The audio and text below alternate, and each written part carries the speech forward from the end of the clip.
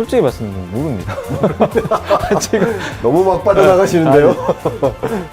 책 내용에 좀 집중해서 네. 우리 임수환 이사님께 질문 드리고 싶은데 주식 투자, 직접 투자 혹은 뭐 ETF와 같은 간접 투자 뭐 두 가지를 비교해서 제시를 해 놓으셨더라고요, 책에다가. 네. 그래서 이 각각이 무엇이고 우리 주린이 여러분들께 우리 등대로서 무엇을 더 선호하시는지까지 한번 말씀해 주시면 좋겠습니다. 저는 일단은 그 주식 투자를 지금 이제 어쨌든 투자의 세계에 처음 들어오셨다면 네. 일단 직접 투자를 하셔야 된다고 생각해요. 좋습니다. 모든 경험을 해봐야 되거든요. 그럼요.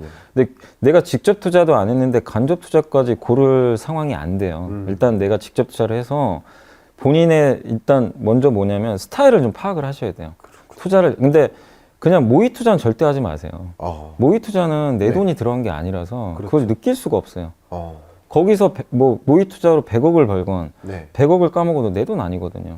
그러니까 아무 도움이 솔직히 안 돼요. 도움이 안 되는군요. 전혀 안 돼요. 그래서 단돈 10만 원이든 100만 원이든 그걸 잃을 수도 있지만 그래서 좀 먼저 공부를 하라는 거잖아요, 항상. 그렇죠. 그렇지만 어쨌든 그런 것들을 공부를 하시면서 직접 한 주라도 네. 뭐 삼성전자 한 주라도 사보시고 네. 그러면서 아, 주식이 이런 원리로 움직이는구나. 네. 직접 투자를 했더니 근데 만약에 내가 10만 원을 투자했는데 예를 들면 어떤 종목이 막 반토막이 나가지고 5만 원 됐으면 네. 마음 아프잖아요. 그렇죠. 근데 그런 것도 느껴보는 거예요, 사실은. 그러네. 근데 내가 그걸 감당할 수 있는 분도 계세요. 주식은 불확실해요. 반토막 났다가 다시 몇 배 오르기도 하고 그렇죠. 테슬라도 그랬거든요. 네. 그러니까 그런 걸 직접 내가 경험하면서 나는 진짜 주식하고 안 맞는다. 네. 단 1%라도 빠지니까 진짜 못 견디겠다. 아. 이런 분도 계세요. 근데 그런 분이라면 간접 투자로 돌아가면 돼요. 그렇군요. 그래서 먼저 해보고 나의 성향은 뭔가 어. 나는 좀 위험을 즐기는 성향인지 뭐 즐기는 분은 없겠지만 좀 받아들일 수 있는 성향인지 아니면 난 진짜 위험 나 도저히 못 견디겠다. 근데 투자를 안 하면 도태되니까 네. 그런 분들은 이제 ETF 같은 아니면 뭐 펀드에 맡겨도 돼요. 그렇죠. 사실 요새 뭐 우리 한국 펀드도 괜찮으니까 네. 그래서 그런 경우에 한번 최소 2년 정도는 해보셔야 돼요. 1년 한다고 된 건 아니고 네. 보통 많은 이 고수분들이 한 3년 정도는 얘기를 하시더라고요. 근데 한 최소 2년은 해보시고 나는 간접 투자가 맞는 것 같다. 아무리 그런 분들 계세요. 공부 아무리 해도 안 되는 분들 계세요. 진짜요. 진짜 계시더라고요. 알겠습니다. 네. 근데 그런 분들은 그러면 너무 스트레스 받지 마세요. 뭐 네. 스트레스까지 받으세요. 그러면 차라리 ETF 우리 그 코스피 지수를 지수만 추정하는 그럼요. 상품도 있잖아요. 네. 그대로 그러면 그런 ETF 상품을 매달 사는 거예요. 뭐 100만 원씩. 제가 실제 계산해 봤거든요. 네. 예를 들어 코덱스 200 ETF 아시죠? 네. 그게 우리나라 코스피 지수를 그대로 가요. 네. 지수가 1% 오르면 똑같이 그 가격은 1% 오르고 빠지면 똑같이 빠지는데 코덱스 200이 그 삼성자산운용에서 2003년에 처음 만들었어요. 네. 그때보다 지금 가격 그때 아마 5천 얼마였어요. 지금 얼마냐면 4만 얼마 정도 합니다. 그렇군요. 네. 그럼 많이 올랐죠. 연평균 수익률 계산해 봤어요. 네. 9에서 10% 나요. 네. 네. 그 우여곡절을 겪어도 연평균으로는 네. 9에서 10%예요. 네. 훨씬 은행 이자보다 높잖아요. 그럼 내가 만약에 매달 100만 원씩만 넣었어도 공부 하나도 안 해도 네. 수익이 좀 나요. 근데 그럼요. 앞으로 그런다는 건 아니지만 그런 좋은 방법도 있어요. 간접 투자로는. 그래서 한번 직접 투자도 해보시면서 성향에 맞게 간접 투자도 한번 고민을 해보자. 예. 이 주식 투자에 입문하시는 분들로서 내가 뭘 좋아하는지를 알아야 되잖아요. 나를 먼저 알아야 되잖아요. 그러니까 내가 위험 추구형인지 안전 추구형인지 정말 얼마 떨어지면 불안해서 못 맞아요. 견디는 사람인지. 그러니까 사실 불안해서 못 견디는 그런 분이 주식 투자해가지고 얼마 번들 네. 더 잃은 거가 될 수도 맞아요. 있잖아요. 맞아요. 그런 면에서 나를 한번 디파인 해보는. 근데 나를 디파인하는 과정이 모의 투자가 아니라 단돈 10만 원이라도 실전 투자로서 나를 정확히 파악을 하고 간접 투자를 선택할지를 결정하면 좋겠다. 너무 좋은 조언이십니다. 자, 두 번째 또 질문 드리고 싶은 게 많이들 이제 주린이 분들이 주시는 질문인데 성장주와 가치주 이게 각각 무엇인지 어디에 투자를 해야 되는지 이 질문 많이 주세요. 한번 설명해 주시겠습니까? 이게 좀 약간 어려울 수 있는데 뭐냐면 이제 주가라는 게요. 뭐냐면 이 두 가지에 의해서 움직여요. 뭐냐면 이익 곱하기 밸류에이션이라고 그러니까 멀티플이라는 용어로 PER을 써요. 네. 그러니까 주가는 이익 곱하기 PER인데 네. 이 이익은 아실 거잖아요. 뭐 이익 늘면 당연히 주가 오르겠죠. 그렇죠. 근데 PER이 도대체 뭘까? PER은 이제 개념이 뭐냐면 지금 버는 돈에 이 회사가 몇 배 거래되냐. 아까 제가 삼성전자 얘기했지만 삼성전자가 1년에 50조 벌죠. 지금 만약에 시가총액이 회사의 크기거든요. 네. 거래되는 크기인데 그러면 500조에서 이익으로 50조를 나누면 10이 나오죠. 그렇죠. 예, 그게 PER이라는 그렇죠. 겁니다. 근데 테슬라는 이 PER이 100에서 거래되고요. 네. 삼성전자 지금 10에서 거래돼요. 네. 아니 테슬라는 왜 100이고 그러면 이익 대비 걔는 왜 100배지? 삼성전자 왜 10배밖에 안 줘? 네. 애플은 한 20 몇 배 줘요. 이 차이가 어디서 날까? 네. 그 기업의 미래 가치나, 그러니까 복합적이에요. 그렇죠. 한마디로 그냥 사람으로 치면, 네. 그러니까 여러분이 만약 자식들이 있다면, 고등학생 자녀가 한 2분 있다면, 공부를 잘해요. 한 그 큰아들은, 네. 예를 들면, 네. 아, 쟤는 뭐 서울대, 연고대 갈 것 같고, 나중에 대기업 갈 것 같아. 음. 그리고 여러분이 생각하는 그 자기 아들이나 딸의 점수를 매겨보세요. 네. 미래의 점수. 당연히 높게 나오겠죠. 네. 근데 그 막내 아들이나 네. 막내 딸은 맨날 놀아요. 그럼 실제 그러신 거 아닌가요? 쟤 커서 뭐가 되려고 그러지? 그럴 거 아니에요. 그럼 점수를 아무리 높게 주고 싶어도 못 주는 못 줘요. 거죠. 네. 근데 그걸 이제 사람을 빗대서 한 거지만 그게 PER입니다. 그렇죠. 그러니까 미래 네. 이 친구가 얼마 정도로 성장을 할까 정확히 계산은 안 되지만 그 매력도예요. 매력도. 기업도 똑같아요. 이건 시장 참가자들이 결정할 문제입니다. 그렇죠. 그래서 이익 곱하기 PER 이 둘 다 올라가면 너무 좋은데 그렇죠. 이익을 먼저 보는 걸 우리가 가치주라 그래요. 가치. PER은 뭐냐면 스토리, 성장 스토리를 우리가 이제 PER로 빗대서 그러니까 테슬라가 왜 100배 받을까요? 아직은 돈을 아주 많이 벌진 않지만 테슬라 지금 하는 걸 보니까 야 앞으로 전기차 시대 올 텐데 얘가 다 먹는 거 아니야?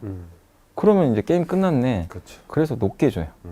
근데 현대차는 PER이 지금 몇 배인 줄 아세요? 몇 배죠? 7배밖에 안 돼요. 아. 무슨 얘기냐? 네.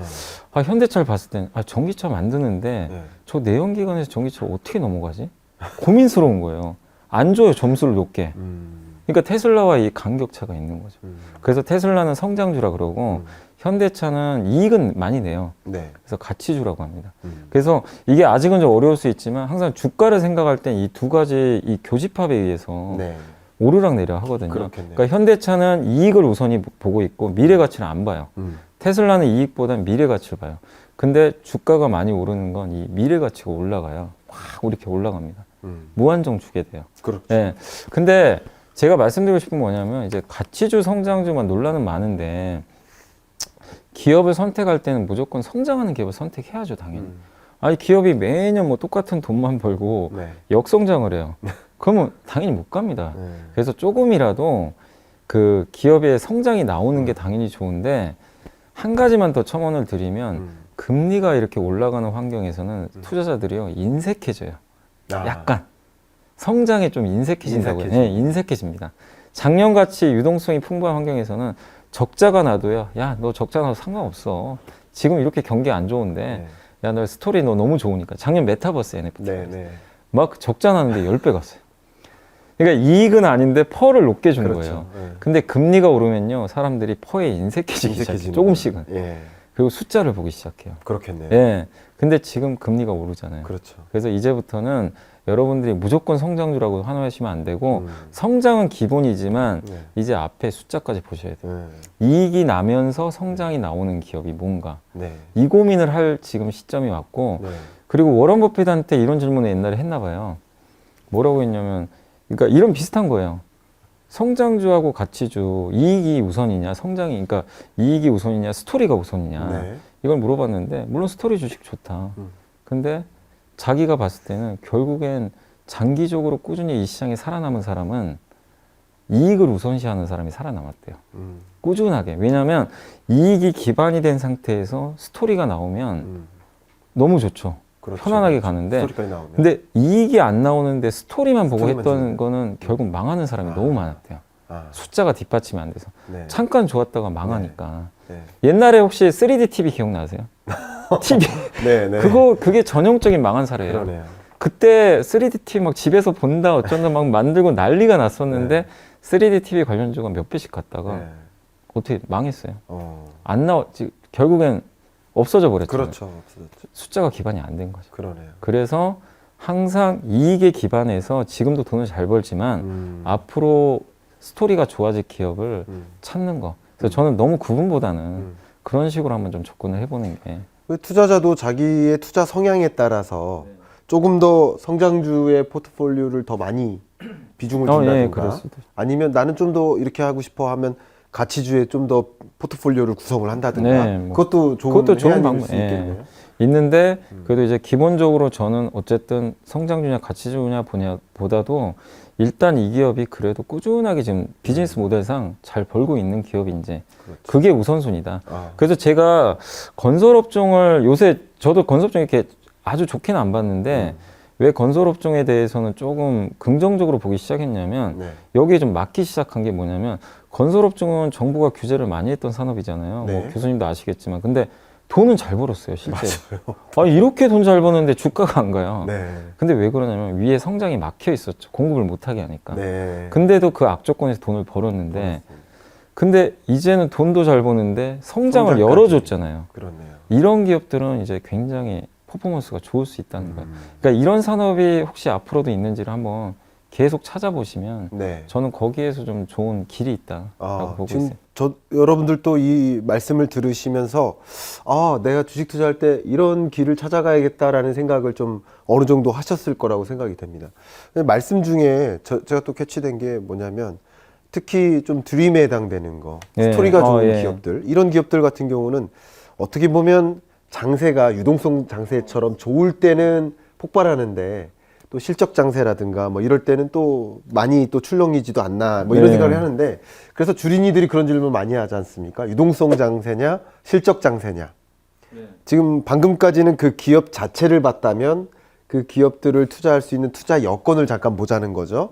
이런 질문 많이 받으셔보죠. 예, 예. 어떻습니까? 그러니까 유동성 아까 그거랑 이제 일맥상통해요. 유동성 장세에서는 유동성 장세가 뭐냐면 경기가 좀 안 좋아지면서 경기를 살려야 되니까 이제 중앙은행이 돈을 막 푸는 거죠. 네네. 그래서 2년 전에 그 우리 코로나 터졌을 때 미국이 금리를 낮춰서 제로 금리로 갔고 네. 우리 한국은행도 정말 그렇게 파격적으로 낮춘 적이 별로 없었잖아요. 그렇죠. 그냥 계속 한 번에 0.5%막 낮추면서 네.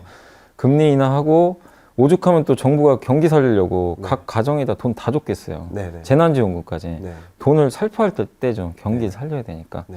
그럼 그때는 경기가 안 좋은데 돈이 이제 투입이 되면서 유동성이 이제 부풀려져요. 그러네. 그럼 유동성이 부풀려지면 사람들이 그 돈 가지고 뭐 했습니까? 실제 주식 투자하신 분들 많았잖아요. 네. 자산 시장에 약간씩 이제 버블이 생길, 그때는 버블은 아니지만 네. 초창기에는 어쨌든 자산 시장에 돈이 막 들어와서 사람들이 근데 이제 왜 유동성 장세에서 성장주가 꿈이 좋냐면 네. 경기가 안 좋으니까 흔히 말하는 경기 민감주 돈 잘 버는 기업도 다 까먹어요. 그렇겠네요. 네, 유동성 아니 뭐, 장세일 예. 때는 경기주가 안 좋으니까. 예, 경기가 안 좋으니까 그래서 돈 푸는 거니까. 그렇겠네요. 그러면 그때 사람들은 희소성에 좀 열광을 해요. 이 안 좋은 경기에서 네이버 카카오를 봤더니 음. 얘는 돈도 잘 벌어요. 네. 또 그때 이제 언택트 시대여가지고 네, 네. 사람들이 이제 약간은 스토리가 네. 이거 정말 대박주다. 이 안 좋은 환경에서 네이버 카카오 같은 기업이 세상에 어디 있냐. 그러네요. 그래서 네이버 카카오 5배 막 4배 갔었잖아요. 네, 네, 네. 그게 이제 유동성의 힘이에요, 사실은. 근데 네이버 카카오가 작년 하반기 올해 안 좋잖아요, 사실은. 네. 그게 뭐냐면 유동성의 이제 힘이 약해지기 시작합니다. 음. 돈을 회수하기 시작해요. 네. 그 돈을 회수한다는 건 결국에 이제 중앙은행이 풀었던 돈을 회수하는데 돈이 이제 회수된다는 건 아까 설명드렸지만 시장이 이제 꿈에 인색해져요. 예. 그리고 보통 돈을 회수할 때는 경기가 좋아질 때 회수를 하게 됩니다. 경기 이제 좀 살아날만 하잖아. 그렇죠. 예. 그러면 사람들이 꿈에서 현실을 봐요. 이제 기업 실적 좋은 걸로 좀 약간씩 바뀌기 시작해요. 그래서 보통 실적 장세에서는 되게 간단해요. 실적이 개선되는 종목들이 그러네. 좋아져요. 그래서 그쪽으로 이제 시장의 심리가 쏠리게 됩니다. 쏠리죠. 그래서 올해 1분기 들어와서 여러분들 보시면 이 안 좋은 장에서도요, 실제 실적이 잘 나오는 기업들이 주가 퍼포먼스가 너무 좋았어요.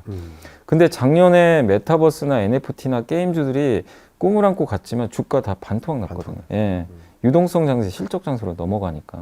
그래서 그걸 우리가 정확히 캐치하기는 어렵지만 이렇게 많이 풀렸던 거를 어느 날 갑자기 물가도 오르고 금리도 오르면서 중앙은행들이 자 이제 좀 금리를 서서히 좀 올려봐야 될 것 같은데 이런 코멘트들을 줄 거예요.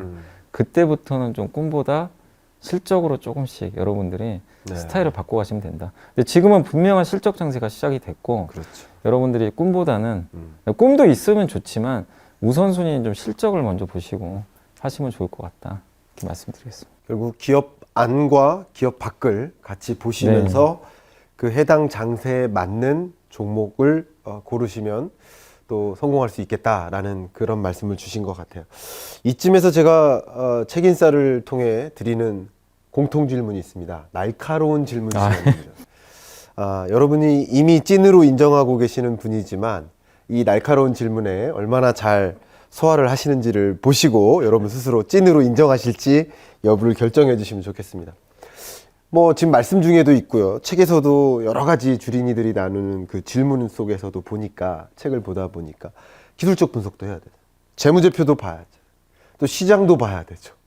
정말 할 것들이 굉장히 많습니다. 이렇게 여러 가지를 해가면서 자기 시간 많은 걸 투자해가면서 시간과 비용을 많이 투자해가면서 그 투자 성공을 위해서 달려나가고 있는데 근데 그렇게 많이 투자해서 까지 주식 투자를 해야 되는 건지 어떻게 생각하십니까?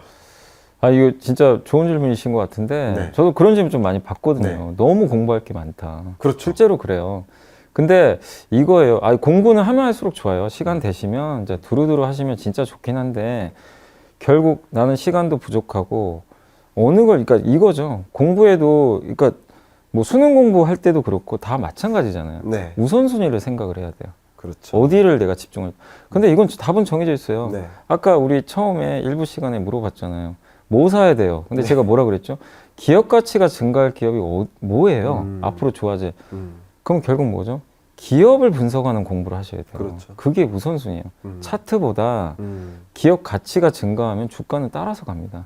그럼 그걸 내가 분석할 줄 알아야 되잖아요. 네. 그래서 기업 가치를 내가 어떻게 분석을 할지 뭐 애널리스트 분은 정말 어렵게 하라는 게 아니라 내가 그러니까 예를 들면 그 우리 한국에 뭐 예를 들면 뭐 갑자기 생각나지만 CJ 제일제당을 한번 볼게요. 네. 제일제당 누구나 아는 음식료 회사인데 네. 그 회사의 사업 보고서를 보면요 나와 있어요. 매출 비중 같은 거. 그렇죠. 그러면 CJ 제일제당에서 가장 많은 걸 차지하는 게 가공식품.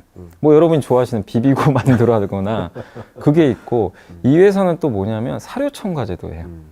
되게 다양한 사업을 많이 합니다. 네. 그러면 그런 비즈니스 모델을 알고 있다면 이 회사는 앞으로 이 비비고 만두라든가 가공식품이 앞으로 많이 팔린다거나 이러면 좋아지겠죠. 네. 그리고 사료 가격이 올라가면 더 좋을 수 있고 네. 요새 사료 가격이 많이 올라가요.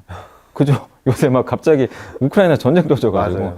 내가 그런 비즈니스 모델을 좀 알고 있다면 어느 상황이 와도 적절하게 할 수가 있어요. 지금 상황에서 이 회사 괜찮겠구나. 네. 지금은 또 안 좋겠구나. 네. 이런 것들을 판단이 가능한데 대부분이 가장 쉽게 생각하는 차트부터 공부를 하세요. 네.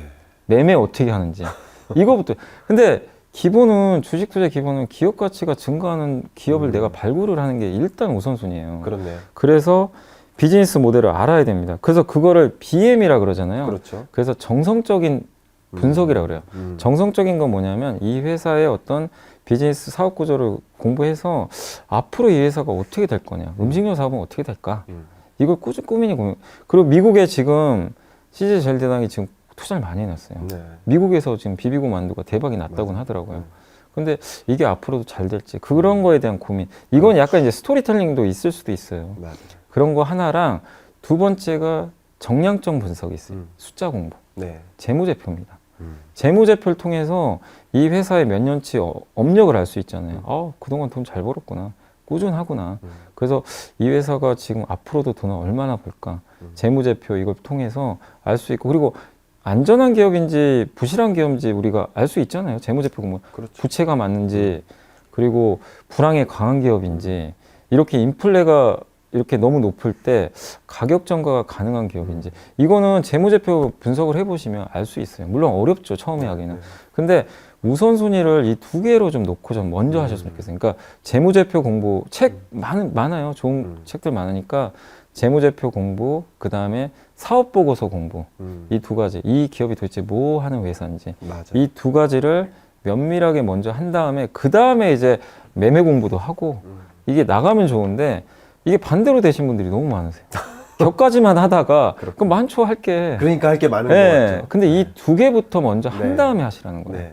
다른 건 다 그까지 가면. 여러분 인사이트 얻으셨죠? 그 두 가지를 우선순위에 둔다면 정말 많은 투자가 들어가는 게 아니기 때문에 네. 소위 이제 주식 투자를 내가 그 기업의 주인이 된다라는 의미로 해석을 한다면 지금 여미사님께서 말씀하신 그 두 가지 당연히 하고 들어가야 되는 거죠. 네, 맞습니다. 여러분 뭐 땅 살 때 그냥 누구 말만 듣고 사세요? 아니잖아요. 네. 그 상황도 보고 이거 앞으로 오를지 다 보는 것처럼 주식 투자를 한다. 그건 역시 그 기업의 주인이 된다라는 것이기 때문에 어떤 기업에 내가 올라타야 될지 어떤 기업과 내가 동업을 해야 될지라는 것을 선택할 때는 그 두 가지 정도는 반드시 공부를 하시면서 하시면 아 내가 이렇게 많이 투자하고 투입하는 건 아니겠구나. 나를 스스로 정당화할 수 있을 거라고 생각이 됩니다. 또 날카로운 질문 두 번째인데요. 이렇게 정말 많은 이 주린이들의 궁금증을 해결해 주시는 그런 역할을 하고 계신데 많은 질문들을 받으실 겁니다. 근데 이런 여러 가지 질문을 받다 보면 정말 난감한 질문, 나 이거 소화해내기 어려운 질문이 있다 하실 때가 있을 것 같아요. 네. 대표적인 예가 있을까요? 가장 난감한 게 이제 저는 좀 그거예요. 지금 당장 사요? 자, 지금 좋습니다. 당장 팔아요? 좋습니다. 네. 그럼 그 질문 제가 지금 하겠습니다. 자, 이 종목 지금 당장 팔아요? 지금 당장 사요? 자, 네. 답변해 이거를 너무 많이 물어보시는데 솔직히 말씀드리면 모릅니다. 지금 너무 막 빠져나가시는데요? 이게 무슨 얘기냐면 매매 타이밍을 어떻게 알겠어요? 아, 정확히. 네. 제가 뭐 차트 이렇게 정확히 뭐 저도 차티스트도 아니고 그리고 이 주가에 그러니까 이거거든요. 이런 분들의 심리가 뭐냐면 당장 사고 투자 이제 심리 한번 이게 좀 뜨끔하신 분도 계실 거예요. 당장 돈 벌고 싶다. 아, 네, 나는 이 마인드가 되게 강하신 분들만. 그러니까 대부분 좀 일확천, 그러니까 다 똑같아요. 네. 이걸 뭐 부끄러워하지 마시고 주식 투자 처음 하신 분들 다 똑같아요. 네. 지금 사서 당장 난 많은 돈 벌고 싶다. 음, 1년 후에 돈 벌고 싶은 분 별로 없어요. 지금 당장. 지금 당장. 근데 그게 왜 위험하냐면 대부분 이건 연예인분들도 아마 제가 이제 저도 여러 방송 나가다 보니까 연예인분들 이렇게 이게 한번 물어보거든요. 똑같은 뭐, 질문이에요. 예, 연예인분들이 진짜 많이 맞아요. 주는 질문이 네. 이거예요. 물어봐요. 음, 대부분 실패하신 분들 많으신데 남의 얘기 듣고 사세요. 맞아요. 뭐 누구 어떤 연예인이 이거 줬는데 네. 처음에 어떠냐면요. 다 돈 벌어요. 아, 그거 했는데 지금 당장 이게 들어가서 했더니만 어마어마한 수익이 난 거예요. 근데 결국 나중에 그 기업 자기가 공부 안 하고 산 거잖아요. 맞아요. 언젠간 다 까먹어요. 네. 네. 근데 그 일확천금 마인드가 강해서 그래요. 대부분. 근데 처음부터 아까 말씀드렸잖아요. 내가 기업 분석, 지금 당장 성과가 없더라도 단 하나라도 내가 삼성전자라도 제대로 재무제표, 시간이 6개월 걸리더라도 네. 제대로 분석을 하면 그거 하나만 마스터하면요. 다른 기업 다 분석할 수 있어요. 그렇죠. 진짜요. 다 응용 맞아요. 가능하니까. 맞아요. 그렇게 한 다음에 천천히 투자하시면 점점 우리 뭐 3, 40년 투자한다고 생각했을 때 성공하는데 사람들은 남의 얘기 듣고 그래서 지금 당장 사? 그리고 물렸어요. 이거 안 좋은 것 같은데 지금 당장 팔아요. 여기로 가요. 자꾸 매매 이렇게 네. 돼요. 네. 근데 그걸 어떻게 알겠어요? 네. 삼성전자 내일 오를지 네. 한 달 후에 오를지. 네. 근데 삼성전자, 현대차가 2, 3년 후에 이럴 것 같습니다. 예측은 할 수 있어요. 그렇죠. 어느 네. 정도 합리적으로. 예. 예. 그러니까 이거죠. 삼성전자 앞으로 2, 3년에 어떻게 될 것 같으세요? 이렇게 물으면 답이 쉬워요. 네. 당장 어떻게 해야 돼요? 이건 저도 진짜 모릅니다. 당장을 대신에 2, 3년 후로 네. 말을 바꿔서 질문하시면 좋겠다. 네. 생각이 근데 너무 눈앞에 거만 지금 당장에 이것만 보려고 하시니까. 근데 진짜 그 누구도 맞출 수 없고 제가 이게 적절한지 모르겠는데 좀 하나 무서운 얘기를 해드리면 그 미국의 유명한 투자정이 딱 두 명을 좀 대면 제시 리버모어하고 그 워런 버핏은 다 네. 아시잖아요. 워런 버핏은 정말 장기 투자잖아요. 이런 타이밍 안 되잖아요. 네. 사서 그냥 꾸준히 갖고 가고 복리 효과 누리시는데 제시 리버모어는 타이밍 재시는 분이에요. 그렇군요. 주도주에 올라타고 차트 보고 근데 그분이 결국엔 돈도 많이 벌었는데 몇 번의 파산도 겪었어요. 그렇군요. 어떻게 보면 생이 결국 나중에 자살을 했어요. 아, 미국에서 단기간에 제일 많이 버신 분이 제시 리버모어예요. 이게 의미하는 게 크다는 거예요. 아무리 많은 돈을 그렇게 단기에 내가 맞춰서 벌어도 결국엔 운도 많이 작용하거든요. 사실 네. 단기 타이밍이라는 거. 그래서 여러분들이 이 시장에서 꾸준히 성과 내고 싶으시면 네. 타이밍 보지 마시고 네. 이 기업이 앞으로 진짜 이러이러해서 좋아질 것 같은지 네. 이거를 꼭 한번 계속 고민하셨으면 좋겠어요. 많은 분들이 당장 사요, 당장 팔아요라는 질문을 하실 때 그 질문에 대한 답변을 받자마자 당장 팔 것도 아니에요. 맞아요. 질문에 대한 답을 받자마자 당장 사지도 않아요. 심지어 여러분 그 질문을 가지고 이 영상을 보실 때 여러분이 너무나 좋아하시는 이 연불리께서 뭔가 조언을 주셨는데 여러분이 이 영상이 나가자마자 30분 만에 보셨다. 근데 그 영상이 일주일, 2주일 전에 제작된 겁니다. 그러니까 당장 사요, 당장 팔아요라는 그 질문에 대한 답을 찾고자 유튜브를 봐서도 안 된다는 네, 거죠. 맞아요. 왜냐면 그 유튜브에서 설명하는 그 컨텐츠 크리에이터가 하는 그 이야기조차 나하고 당장이라는 시점하고 안 맞다는 안 맞아요. 거죠. 예, 도저히 안 맞다는 그런 면에서라도 저는 꼭 그런 조언을 저도 드리고 싶은 마음입니다.